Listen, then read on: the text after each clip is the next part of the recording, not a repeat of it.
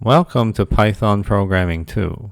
In the first Python course, we learn how to build Python programs using various kinds of Python statements. In this course, we're going to study Python collections. Applications or programs use collections to store and operate on large amounts of data. For example, suppose that you're building an online library application and you want to write a function that searches the library catalog. The function input is the search term, and the output is true if the catalog contains the book whose title matches the search term, and false otherwise.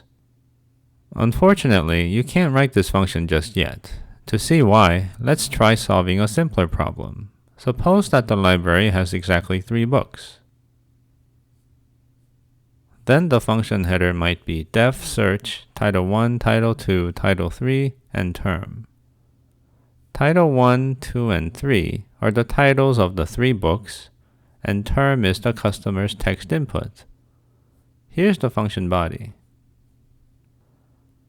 If a new book is added to the library, we need to add a new parameter to the function header and a new elif block to the function body. In general, the number of parameters is equal to the number of books plus 1, and the number of if, elif, and else statements equals the number of books plus 1. If the library has a large collection of books, then the function header and body would also be very large. In addition, whenever books are added to or removed from the library, we need to change both the function header and body and restart the application. Most libraries are both large and dynamic, so our solution won't work. Thankfully, Python provides collections to address both of these issues.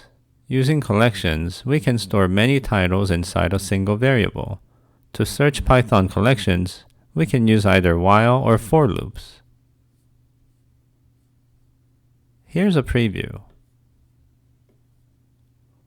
Python provides many types of collections, including lists, dictionaries, and sets. In this course, we will study 3 of them. Lists, which are the simplest but most useful data structure, dictionaries, which are key value pairs or maps, and objects, which are groups of related data. We will also study the for loop, which is a convenient way to perform operations on a collection of elements.